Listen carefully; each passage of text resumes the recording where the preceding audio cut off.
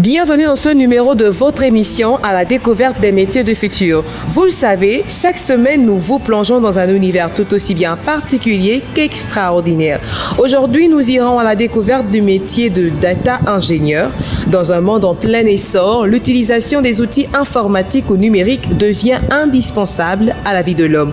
Pour preuve, il n'existe quasiment plus d'administration sans ces outils. Que dire des ménages?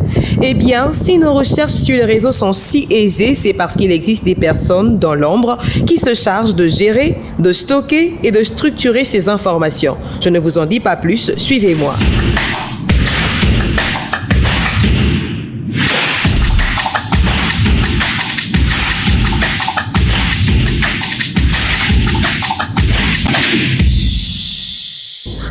Je vous l'ai dit en amont, aujourd'hui le métier que nous découvrons s'appelle data ingénieur et pour ce faire nous recevons sur ce plateau Benjamin Poyi qui l'exerce depuis près de 12 ans.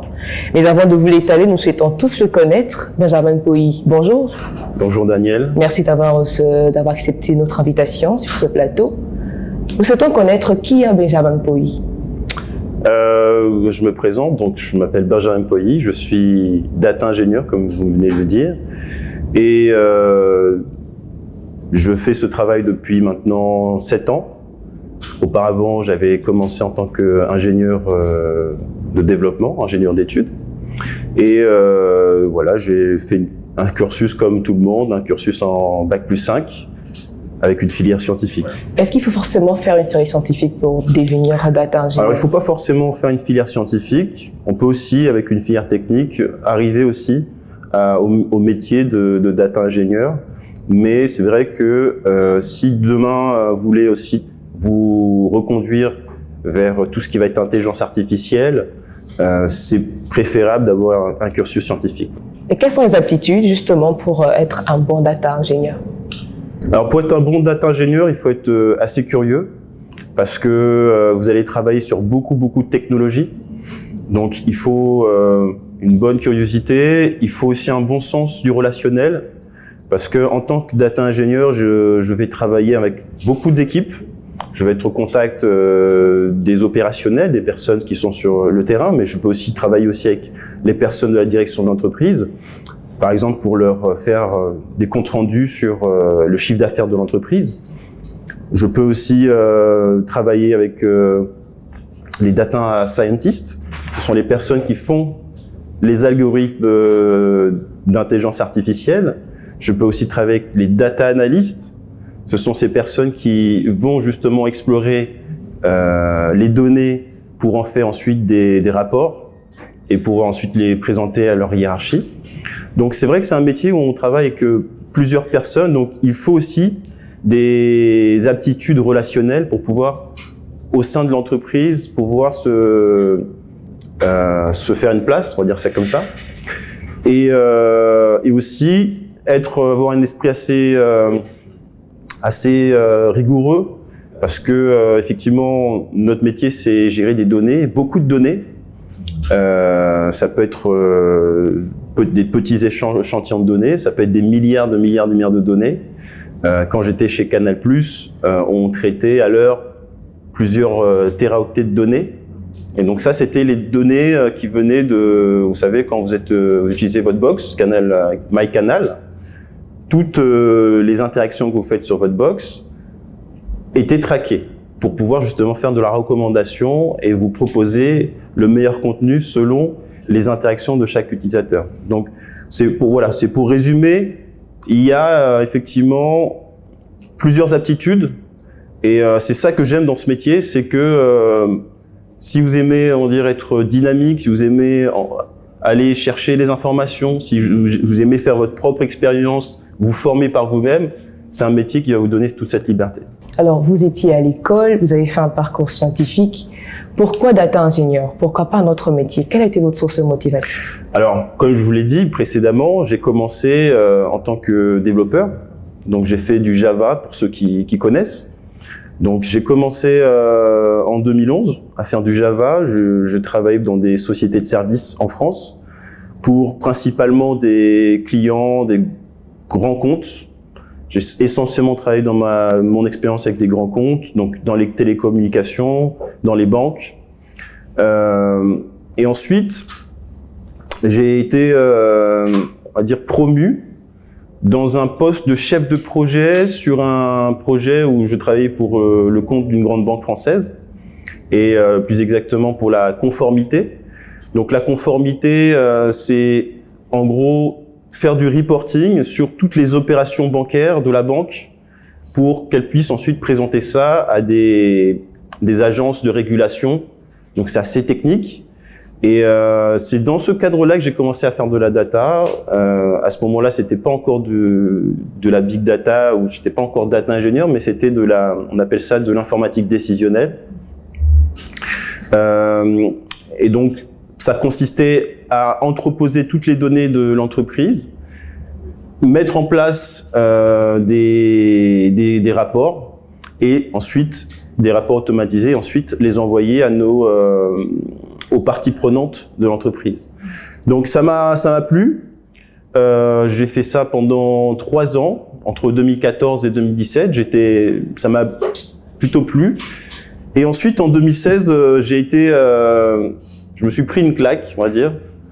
C'est-à-dire que c'est à cette époque-là où Google a sorti une intelligence artificielle qui s'appelle AlphaGo. Et cette intelligence artificielle a réussi pour la première fois à battre l'homme dans le dernier jeu où l'homme pouvait battre la machine. C'est un jeu asiatique, ça s'appelle le Go, où il y a beaucoup de combinaisons, donc c'était très compliqué jusqu'à présent. Mais depuis 2016, maintenant la machine bat l'homme. Et quand j'ai vu ça, je me suis dit, l'intelligence artificielle, c'est le futur. Et je dois forcément m'orienter dans cette direction.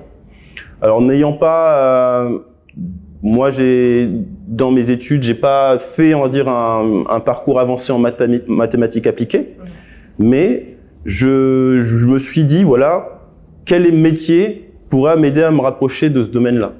Et c'est comme ça que je suis tombé sur le métier de data ingénieur.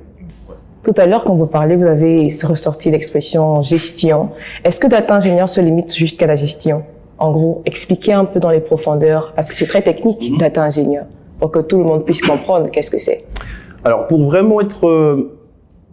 que tout le monde puisse comprendre, partez de l'idée qu'une entreprise, la particularité d'une entreprise, c'est que il y a beaucoup de personnes dans une entreprise. Mettez-vous surtout dans les grands groupes, il y a des dizaines de milliers de personnes.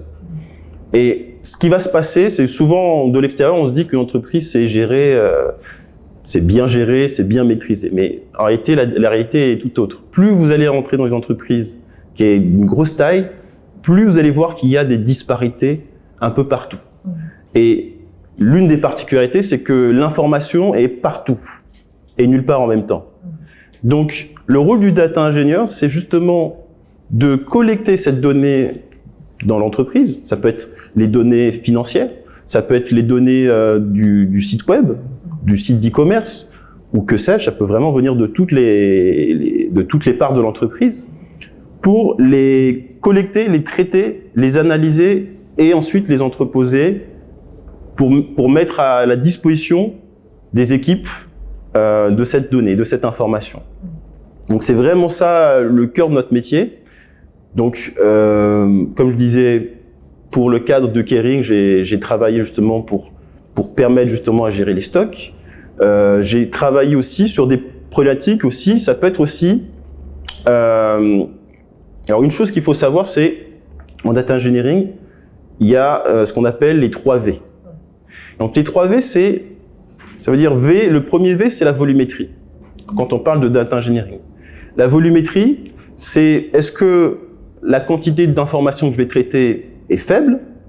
Est-ce qu'elle est importante? Ou est-ce qu'elle est immense? Voilà. Il faut être capable d'adresser toutes ces problématiques. Donc ça peut vraiment aller d'une source très faible à une source qui est extrêmement importante, des milliards de téraoctets. Le deuxième V, c'est la variété. La variété, ça veut dire que dans les sources d'informations qui est dans l'entreprise, il y a des sources d'informations qui sont structurées, semi-structurées et non structurées. Non structurées, c'est quoi? C'est Si vous prenez par exemple sur Facebook, quand je mets mes photos, c'est une information qui n'est pas structurée. Une photo, c'est juste une image. Mais il n'y a pas, sur la photo, j'ai pas d'information qui sait par exemple que c'est une photo de Benjamin ou de Daniel. Donc ça, c'est la première étape et les entreprises ont d'innombrables quantités d'informations qui sont non structurées. Mais le but, aujourd'hui, c'est de partir de cette information non structurée pour en arriver à en faire une information structurée. Donc, la deuxième catégorie, c'est les informations qui sont semi-structurées. Alors, pour ceux qui connaissent, il y a des formats comme le JSON ou le XML. Ce sont souvent des formats d'échange entre différentes applications qui permettent justement de communiquer, d'envoyer de l'information entre une application et une autre. Mais là encore, c'est pas un format qui est bien structuré. Donc le dernier et la cible, c'est d'arriver vers une information qui est structurée. Comment justement bien la structurer cette information? Alors ça, c'est une très bonne question. La première chose, c'est il faut, si par exemple je veux faire une application de prise de commande, je veux faire une application de prise de commande pour pouvoir justement permettre à des personnes de commander en ligne une pizza. Il faut que je puisse identifier quels sont les objets métiers, on appelle ça. Quels sont les objets métiers de mon application? C'est-à-dire, dans la prise de commande, il y a un objet métier client. Si je prends l'objet métier client, qu'est-ce qu'il y a dedans? J'ai des informations, je dois avoir son nom, son prénom, j'ai éventuellement son adresse, son numéro de téléphone, son email, etc., etc. Tout ça, ce sont des champs qui vont catégoriser mon objet métier. Donc tout ça, c'est en amont. On doit se poser ensemble et réfléchir quelles sont les informations que j'ai besoin de savoir. Maintenant, on peut aller plus loin. C'est-à-dire que on peut remarquer qu'il y a des champs, il y a des types de champs qui sont différents d'autres. Par exemple, le champ prénom, c'est un texte. Mais le champ âge ou le date de naissance, c'est pas un texte. Ou le champ heure d'inscription, c'est une date. Donc tout ceci aussi, on appelle ça le type, le data type.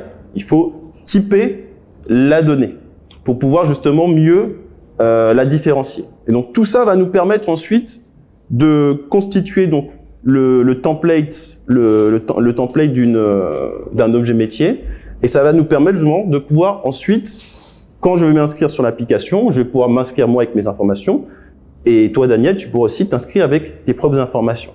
Tout à l'heure, vous parlez de 3V, vous avez énuméré juste 2, et le dernier?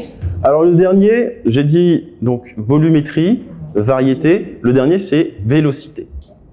Vélocité, c'est aujourd'hui, l'une des problématiques aujourd'hui, c'est qu'on veut aller vers la rapidité d'accès. Prenez un exemple.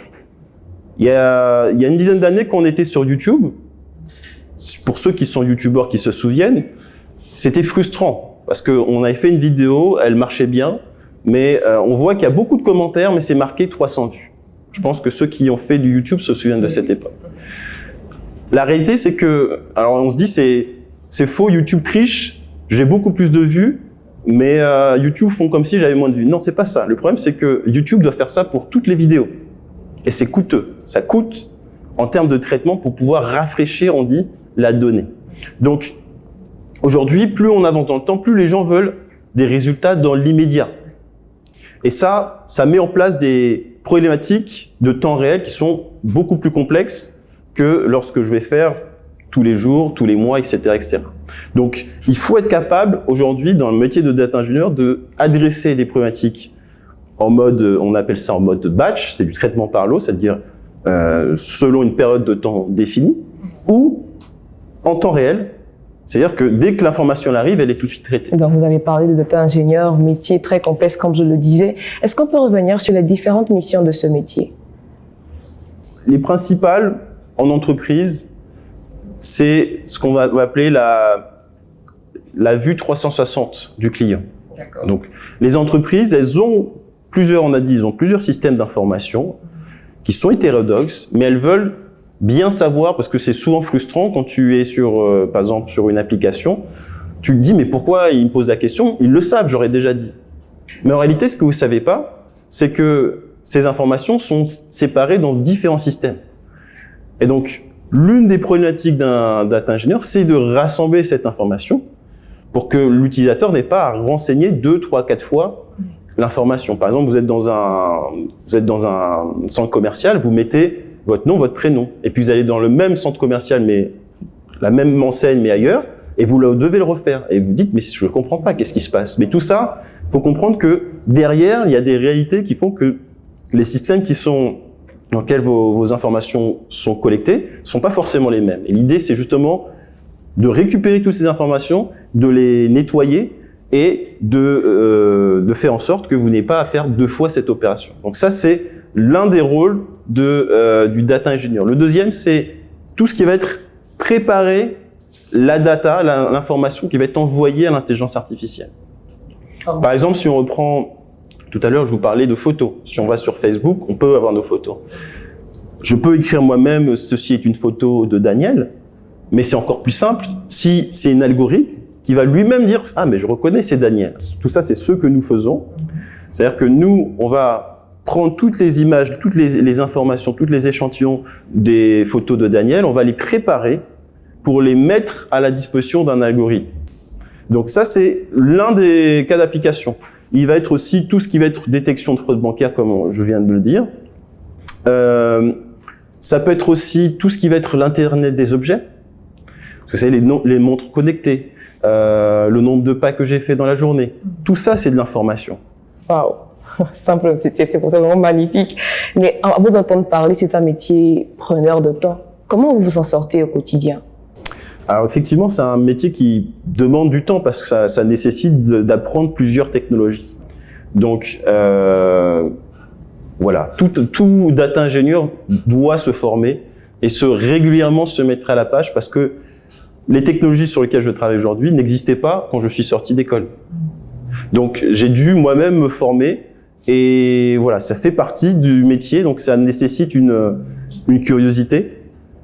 La curiosité d'aller chercher, de faire de la veille, on appelle ça de la veille technologique, c'est-à-dire je suis les dernières tendances, qu'est-ce que le marché, dans quelle direction le marché va? Est-ce que ça va vers des technologies comme Snowflake, qui permet de faire de la data engineering avec du SQL? Est-ce que ça va vers du Databricks, du Spark, etc., etc. Aussi, quel type de base de données qu'elle utilise? Il y a des bases de données qu'on utilisait beaucoup il y a des années. Aujourd'hui, on les utilise moins. Il y a aussi le cloud. Aujourd'hui, un data ingénieur travaille essentiellement, nos projets sont essentiellement sur le cloud. C'est quoi le cloud? Prenez par exemple Microsoft, Google ou Amazon, ils prennent leurs machines et ils les mettent à la disposition de n'importe qui. Et donc, au lieu que je travaille sur mes machines, les machines de mon entreprise, je vais directement travailler sur les machines de Google ou d'Amazon. C'est quelque chose qui se fait de plus en plus. Ça permet justement de rationaliser les coûts de l'entreprise. Donc, je peux directement développer et déployer mes applications sur le cloud. C'est ça qu'on appelle le cloud. Donc ça aussi, il faut se tenir la page. Il y a aussi tout ce qui s'appelle le DevOps.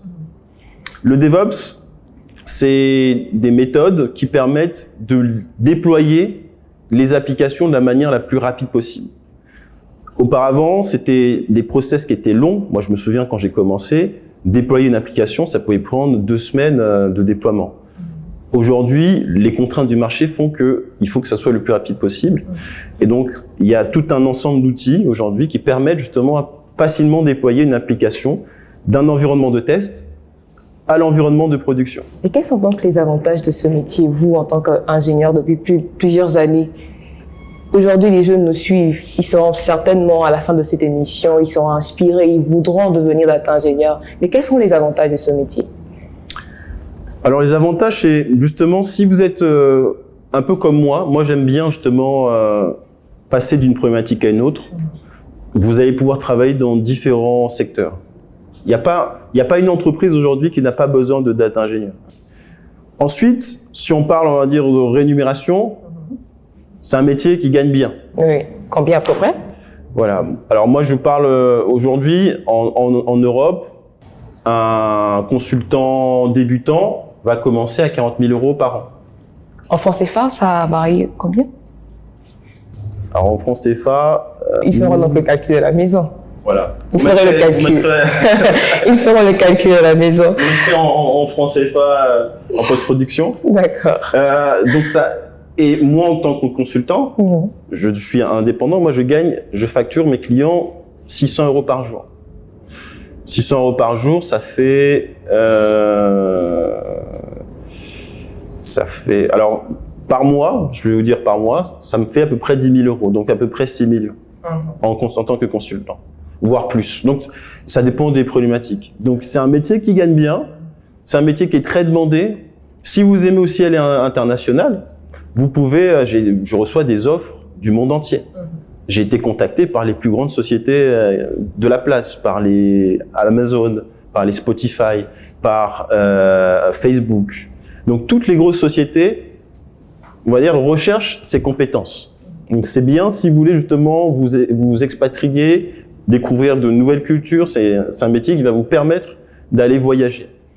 Tout à l'heure, vous avez énuméré les avantages vraiment explicitement, mais est-ce qu'il y a quand même des inconvénients dans ce métier? Alors, je vais pas être objectif si je dis qu'il y a des inconvénients. Ça peut être un inconvénient, effectivement, de devoir toujours se mettre à la page. C'est vrai que ça nécessite de la passion, c'est un effort, parce que les technologies évoluent très, très rapidement. Donc, ça peut être pour certains, effectivement, un inconvénient de devoir toujours se remettre à la page. Ok, nous acheminons vers la fin de cette émission. Un conseil à donner à ces jeunes qui nous suivent présentement? Le conseil, c'est déjà de croire en vous. Déjà, c'est pas hors de portée, c'est quelque chose que chacun peut faire. Il faut effectivement de la passion. Moi, quand j'ai commencé, je me suis formé principalement à mes heures perdues en ligne. Et aujourd'hui, vous avez une pléthore de contenus qui permettent justement de se former en ligne. Même sur YouTube, vous avez du contenu.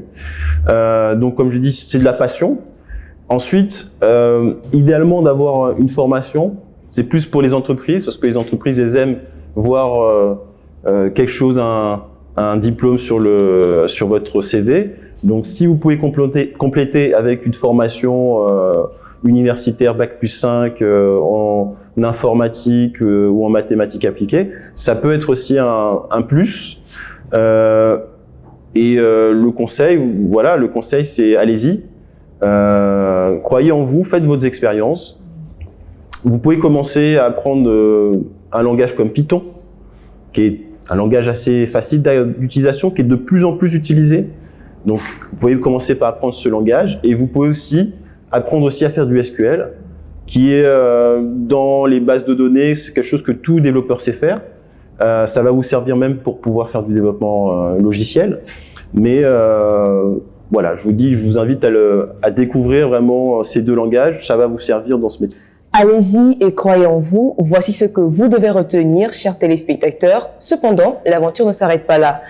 Nous passons à la démonstration. Alors là, tu vois, Daniel, on est dans un outil qui s'appelle BigQuery. D'accord. BigQuery, c'est un outil qui a été développé par Google. C'est justement, comme tu vois ici, c'est Google Cloud. Donc ça permet de faire des requêtes sur des ensembles de données qui peuvent être vraiment massifs. Donc là, ici, j'ai pris un dataset, on appelle ça. C'est un dataset qui va contenir tous les prénoms aux États-Unis qui ont été donnés pour chaque État depuis 1910. D'accord. Et savoir le nombre de personnes. Donc on va s'amuser avec ces données pour faire quelques petites requêtes. Ok. Je te propose, est-ce que ça te va? Ça va. Ok. Donc là, tout à l'heure, je te disais que nous, on veut des données qui soient structurées. Donc tu vois ici, là, c'est les informations qu'on récupère. Donc on a l'état, on a le genre, l'année, le nom et le nombre d'occurrences. Voilà. Si je montre un exemple, si on regarde à quoi ça... Donc ça, c'est le détail de cette table-là. D'accord. Donc par exemple, on voit les informations sur le stockage. On voit qu'il y a 160 mégas. Donc c'est pas une grosse table, hein, c'est une petite table. Il y a 5 millions de lignes, etc., etc. Donc voilà, tout ça, c'est des informations sur la table. Et là, ce sont les données. Donc là, on voit sur la ligne 1, pour l'Alabama, du genre féminin, 1910, Sadie, il y avait 40 Sadie. Je te propose qu'on s'amuse à faire quelques requêtes. Donc déjà, là, on va utiliser SQL. SQL, c'est un langage de requêtage que tout le monde connaît dans le monde du développement. D'accord. Qui est utilisé dans les bases de données. C'est pour ça que c'est très facile. qui permet de requêter la table qu'on vient de voir. Ça s'appelle une table. Donc, la requête la plus simple, ça s'écrit comme ça. Select, étoile, ça veut dire je vais prendre toutes les colonnes qu'on a dit. From, et là je dis la table. La table, c'est ce nom-là, donc c'est un nom assez barbare, mais c'est le nom de la table. Et limite 100, limite 1000, c'est pour dire je veux pas avoir plus de 1000 lignes.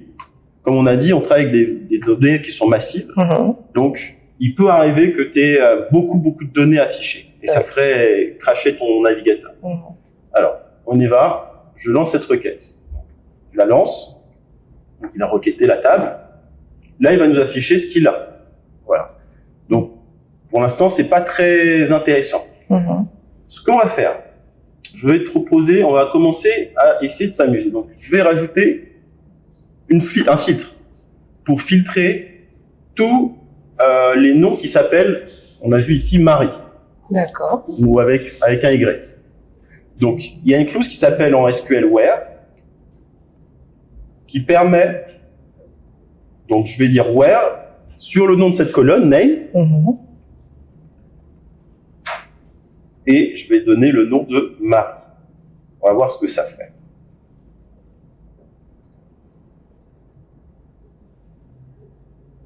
Voilà. Donc là, qu'est-ce qu'on a en sortie?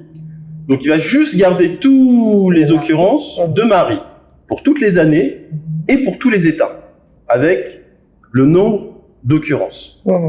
Donc ce qu'on va faire, on va sélectionner maintenant deux colonnes. La colonne name et la colonne nom. Donc je vais extraire juste ces colonnes. Qu'est-ce qu'on va avoir en sortie? Maintenant, on va avoir le nom et le numéro, le nombre d'occurrences. Je précise qu'il a fait pour le moment, il a fait aucun calcul. C'est juste qu'il a masqué les autres colonnes. Donc c'est pas très intéressant. Moi, ce que j'aimerais, ça serait de savoir tout le nombre de Marie qu'il y a eu depuis 1910. Alors pour cela, il y a une fonction, ça s'appelle une fonction d'agrégation. Ça s'appelle la fonction sum. Je vais faire le sum de toute cette colonne. D'accord. D'accord. Pour cela, il faut que je rajoute aussi une autre clause pour lui dire sur quelle colonne je vais faire mon groupage. Donc ça s'appelle group by et je vais dire sur la colonne name. Voilà. Donc je vais grouper sur name. Et là, on va savoir donc. Voilà.